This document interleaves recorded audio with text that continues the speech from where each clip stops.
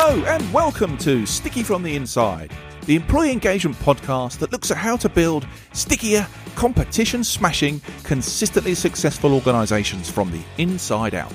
I'm your host, Andy Gorham, and I'm on a mission to help more businesses turn the lights on behind the eyes of their employees, light the fires within them, and create tons more success for everyone.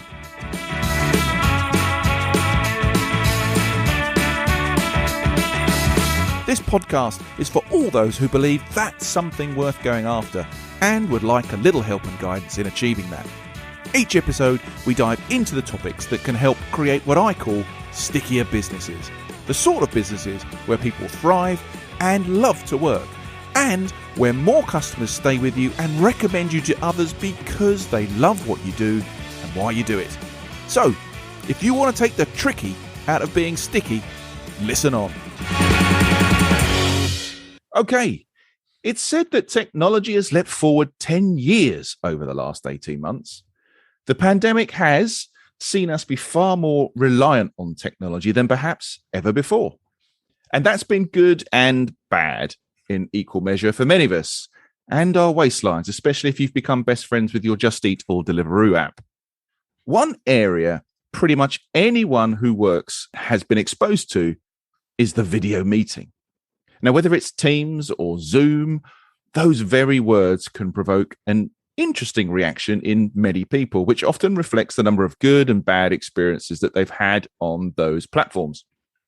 They've become very much a part of everyday business life now, perhaps even too much, as people talk about days filled with a constant stream of impersonal video screens. We even have terminology for the effect that they have on us now. Terms like Zoom fatigue have emerged and are now constantly referenced, perhaps signaling our waning love for these communication tools. But is it the tool or the abuse or overuse of it by companies, or just the way that we use it that's a problem? I mean, I rather like a video call. I like seeing the person I'm talking to. Now, when I have regular phone calls now, it almost feels a little bit weird, like I'm having a 2D conversation. Now, I realize not everyone will feel the same as me, but rather than run away from them, is there something we can do to improve them, maybe make them a little more human and enjoyable for everyone? Well, my guest today is Paul Hills. Now, for 30 years, Paul's been a leadership coach and is a meeting expert and honorary research fellow at UCL. He and his company, ConnectKiss, think they found a cure for Zoom fatigue. Other video meeting platforms are available. And he's here today to share his story, thoughts, and insights into how you can cure this technology ailment and improve employee engagement, productivity, and well-being in your meetings all at the same time. Welcome to the show, Paul. Hello. Hi, Andy. Nice to see you. Nice to see you too. And great to have you here today, and in a topic that's a little different from what we normally discuss. But before we get into all that kind of good stuff, can you just give us a little bit more insight into you, your company, and what you're doing?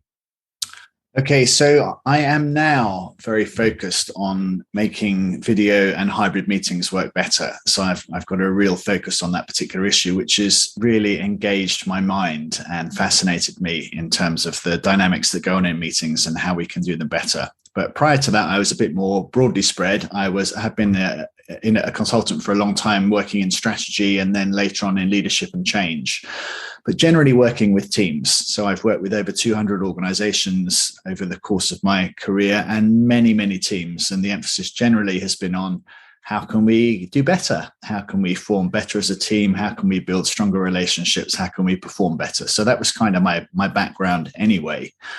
And then, like the rest of the world, I was thrust into this online world when lockdown started, and just became amazed very quickly at often how dysfunctional the meetings were that I was sitting in.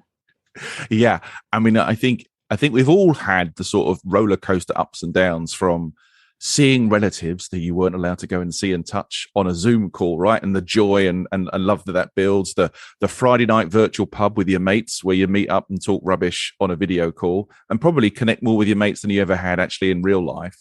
And then into the work stuff. And I think there was a lot of fun at the beginning, a lot of silly hats and lots of things going on to try and make meetings engaging. But then it seemed pretty quickly that it became this kind of almost eternal reel of the next video meeting, and we saw some different stuff going on then, didn't we? I agree, and there's loads of benefits to video calls, and they've been fantastic. And like you, I've connected with relatives. I've got groups of friends that we've reconnected. It's been fantastic, and it's so nice to be able to work at home and go into meetings. But on the work front, I just increasingly was finding that meetings just weren't that great. They would drag on. People wouldn't really participate.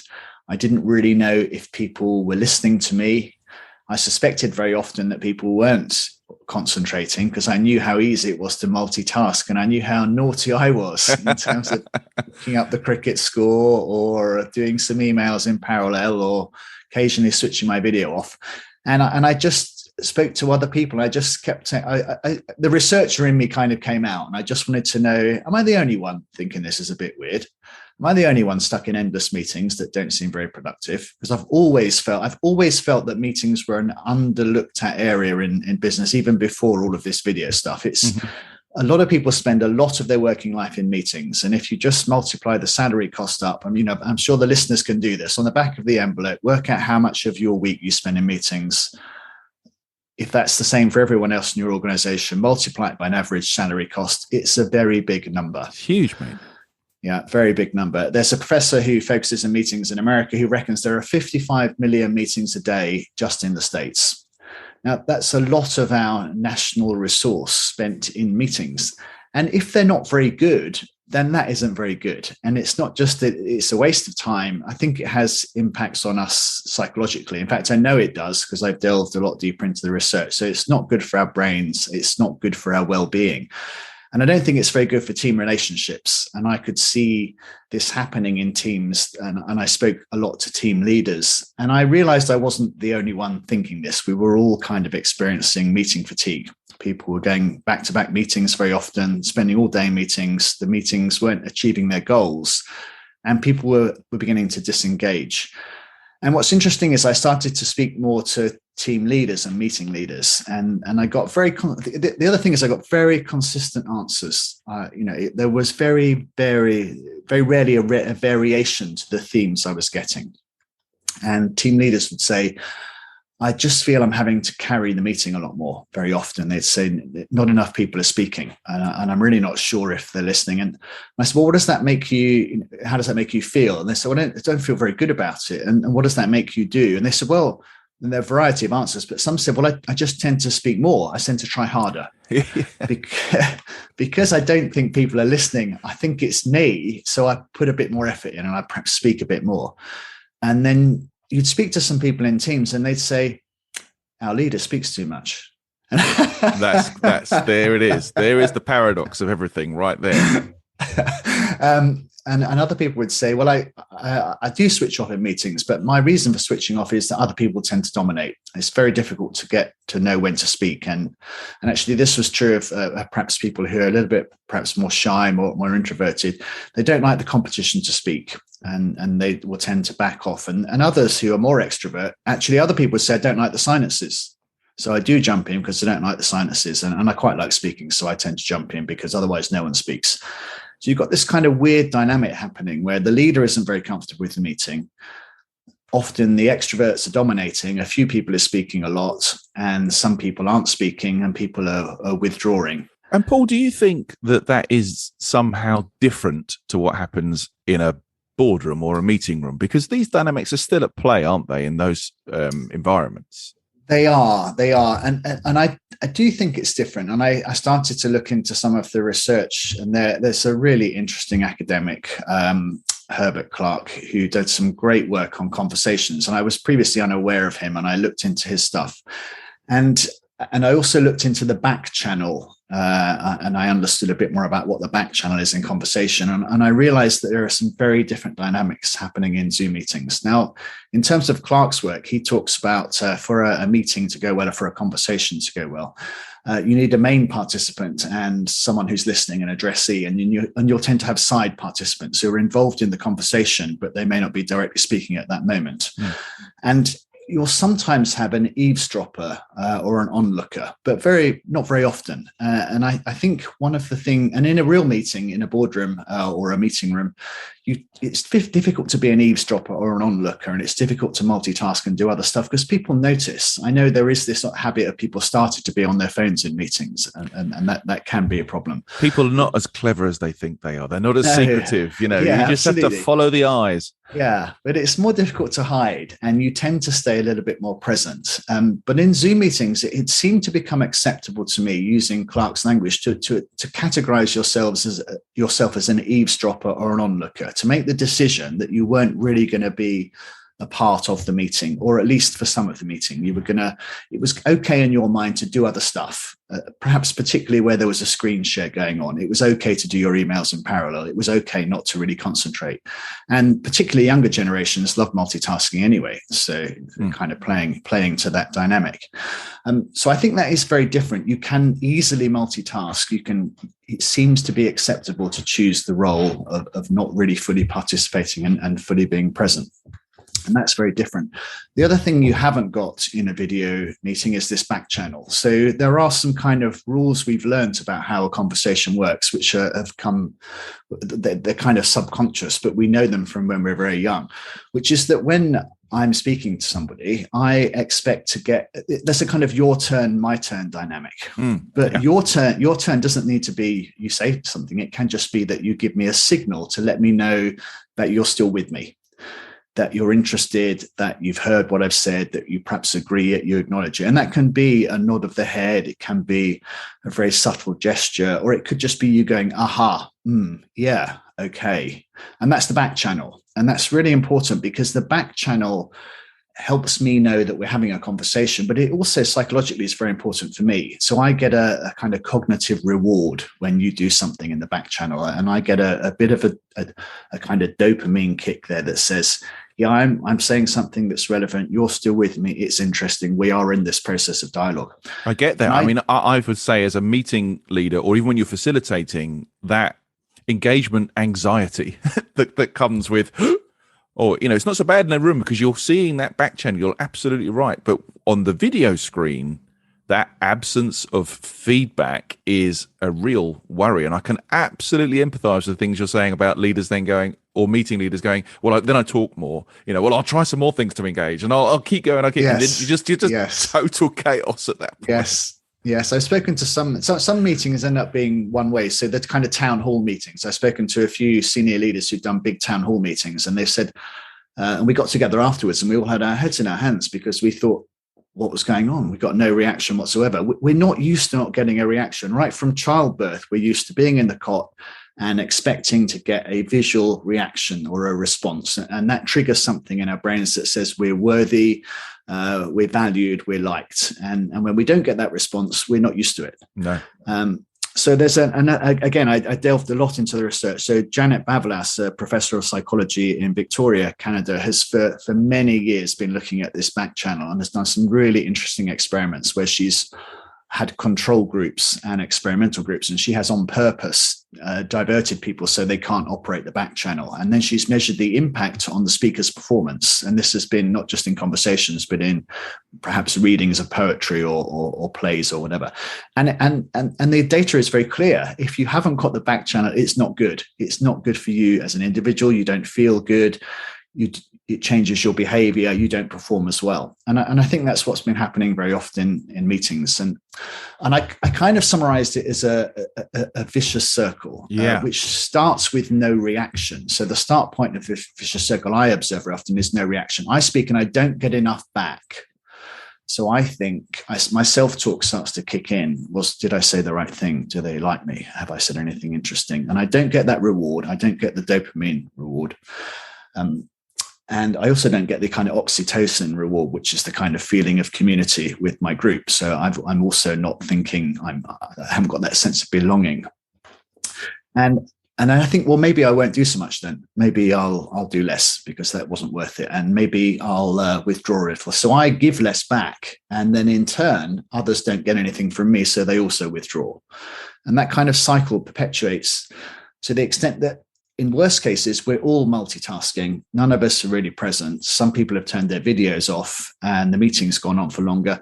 And everything we know about effective teams isn't going to kick in then. So all of the better decisions, the creativity, the innovation that rely on being present, having your brain fully engaged and being inclusive, none of that good stuff we know from management theory over the last 50 years, none of that's really going to happen. It's a suboptimal process. Yeah. And for me, the start point was a lack of reaction. So I was thinking, well, how do I bring that back? What can we do in these meetings that will not force people, but encourage people to respond and give them a means to respond to other people so that they feel good about participating and they want to have their videos on? I think, well, we're definitely going to dive into that. And just listening to you speak, Paul, lots of little bits of jigsaw puzzles start to kind of fit together in potentially what the issue is. I mean, I'm going to give myself the grandiose title of speaker. Let's say I'm a speaker, right? I know if I'm working a room different to a video screen, if it is having no effect because my content is poor or my delivery is weak, I can draw my eyes to another set of eyes, right? I can focus on an individual. I can talk to an individual. I can move my focus to other people in the room. I can engage people one by one in the story, trying to bring a collective together. On a video screen, unless I'm missing the setups somehow, it's not eye to eye, it's eye to many eyes. And so actually trying to draw people in is a really difficult thing to do on that video medium, right? Yes, absolutely. Really hard. And it's difficult for people, even if somebody might be giving you some subtle body language, you might miss it because they may be smiling, they may have given a small nod and you just may not notice it. Or they may be staring and you don't know if they're staring is because they're really interested and they're thinking hard about what you're saying, or they split their screen and they're doing their emails. You just don't know. And you suspect that, unfortunately, it's the latter and that lots of people aren't really listening. And I tell you what's also interesting is that, and why this back channel is so important, it did remind me of being on the phone and you're on the phone to somebody and you expect them to respond and and they haven't responded quite in time. And I get this sometimes when I'm speaking to say it's the relatives and they haven't said anything and you think they're not listening. They're tidying the kitchen. They're doing something else. And in me, that immediately triggers a kind of slightly angry response. I'm thinking, I've bothered to call you and you're doing something else. It's a personal affront. It's a personal affront. It is, yeah. Yeah. And I think that same dynamic can happen in a more subtle way in the video calls. We don't like it. We expect that if we're going to put an effort in and the deal is it's a conversation and it's your turn, my turn, and the back channel, we're used to the back channel. If you're not sticking with the deal, I'm not happy.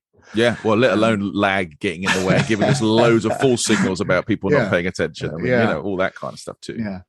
So anyway, I kind of, the problem became clear. And I thought, well, what can I do? And this genuinely happened at the same time. About May in 2020, I was involved in 3 other things that involved the use of hand signals.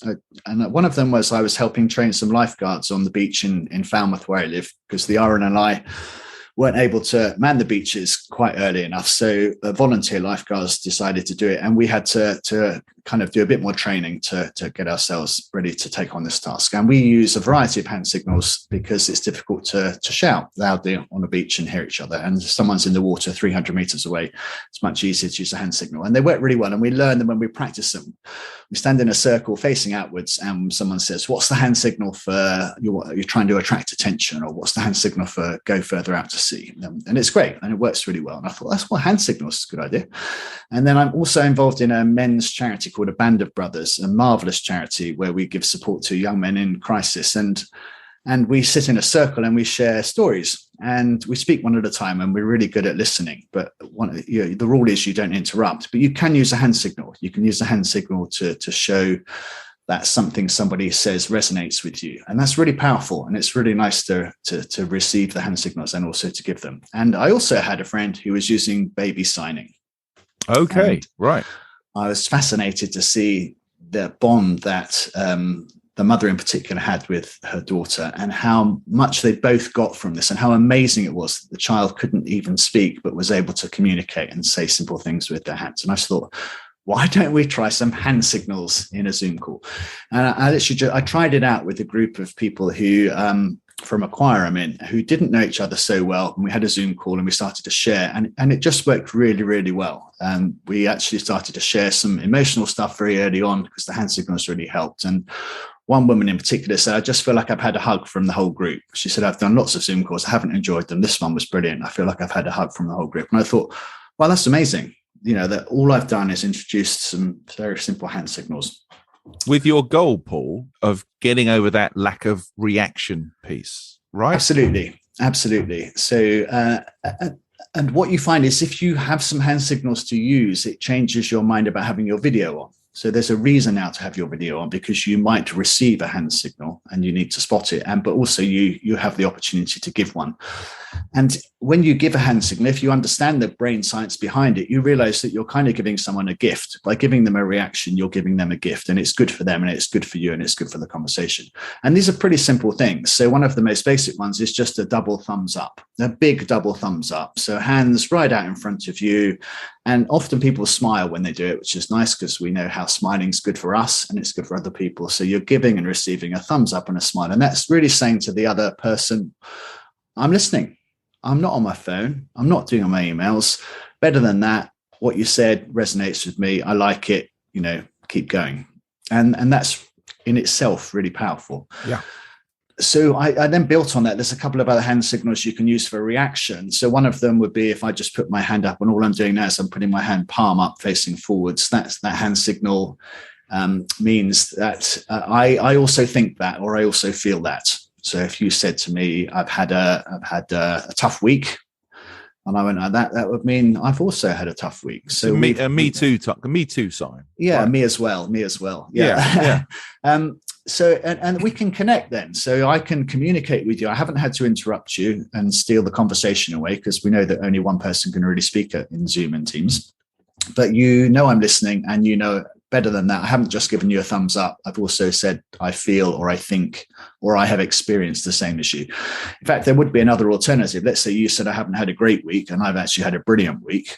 I can't use that hand signal because that's not true, but I could put my hand to my heart. So all I'm doing here is a signal you see. Actually, I saw a footballer doing this the other day, but it's quite common usage. I'm really just connecting with you there by saying, I hear what you're saying. I'm sending you some kindness or some kind thoughts, or, that sounds not so good. I'm sending you some kindness. And that's really powerful. And I found those three hand signals alone really worked. And now look, hand signals on an audio podcast are an interesting medium, right? I know. But that is why we have the joy of things like Instagram and Twitter and LinkedIn. So what we will do on the back of this, Paul, for everybody listening, is that we will pull together these key signals. And do you have a name for these signals? Have you got a collective name for these? Video meeting signals. Okay, great. So we'll harness all this stuff. So you can hear me and Paul talk about these things and try and make a visual impression in your brain, but we will get the visual out there in all the show notes. Don't you worry about that.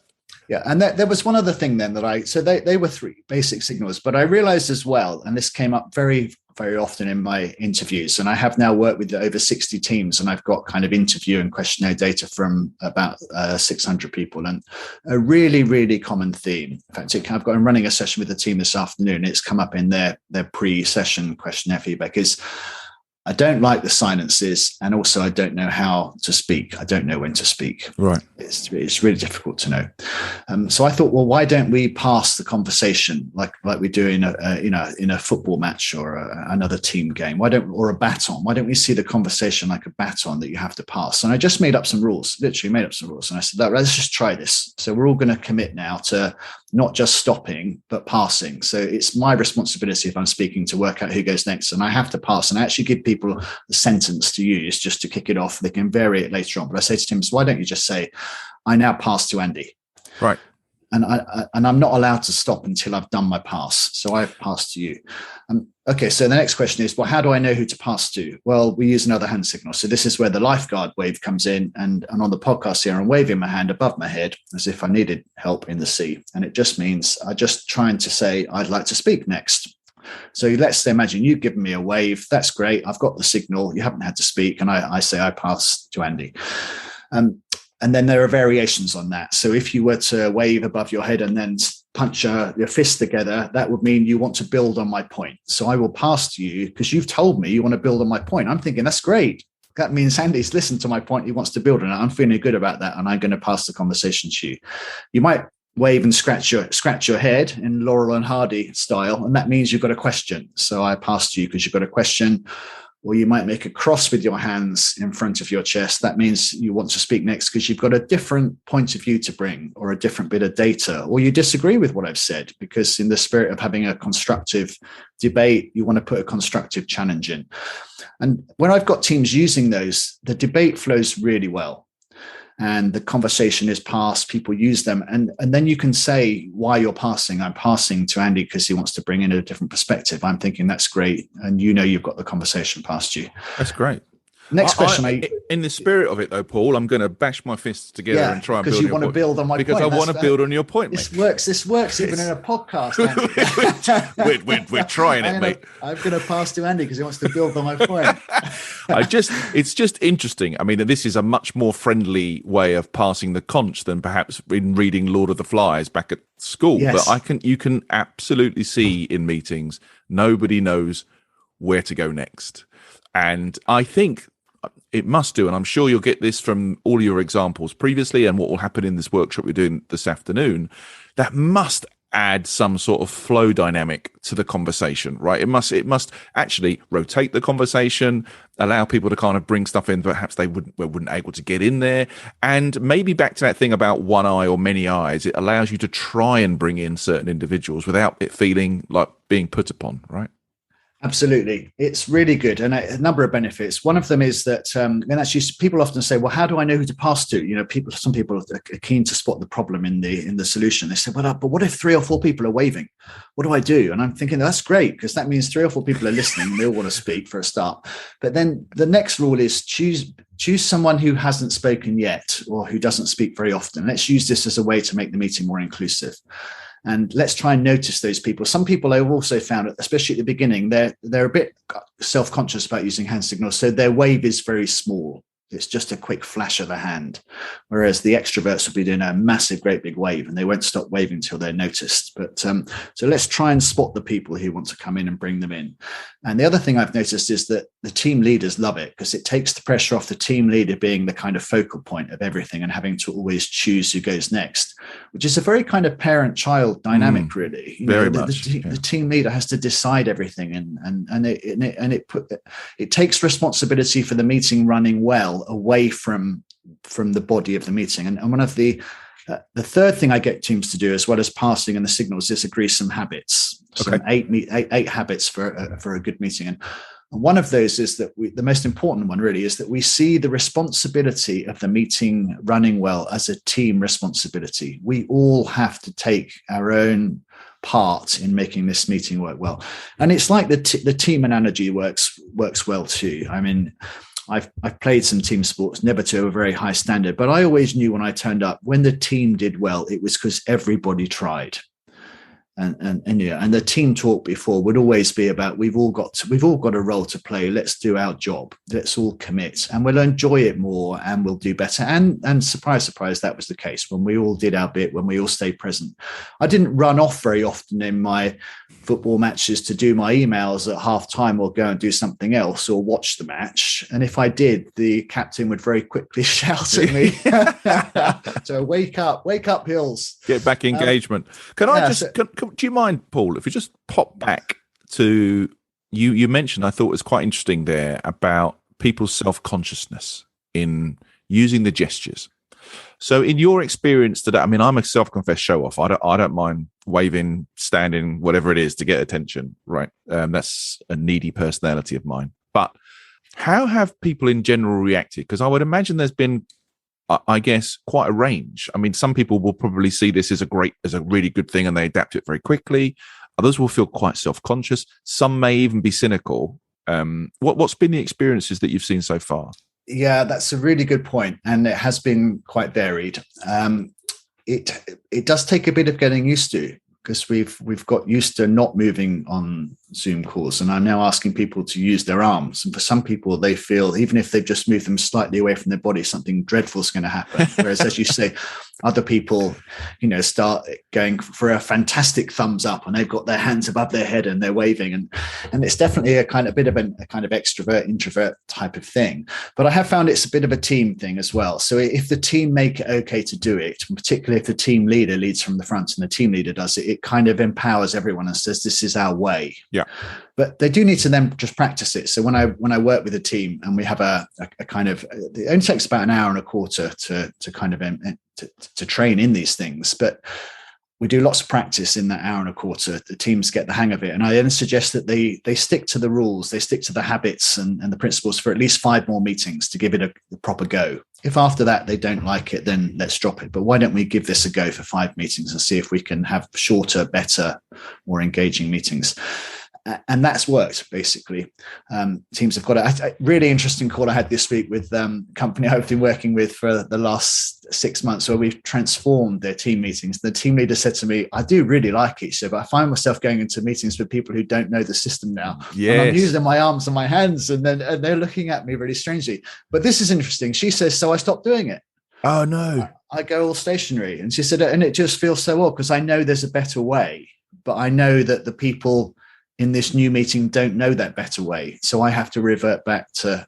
Well, maybe we've all got to kind of take on a role to sort of pass it on, sort of like pay it forward, as it were. And often one of the things that I think works quite well in video meetings that's often overlooked is that the beginning and end of the meeting is either taking a break to get into the meeting, so having a little bit of personal small talk or introductory stuff, and then also a sort of sense check at the end. And maybe there's an in for the signals and the behaviors here that, if you're in a meeting with people who aren't familiar with it, take the action, try and pass some of these things on, maybe.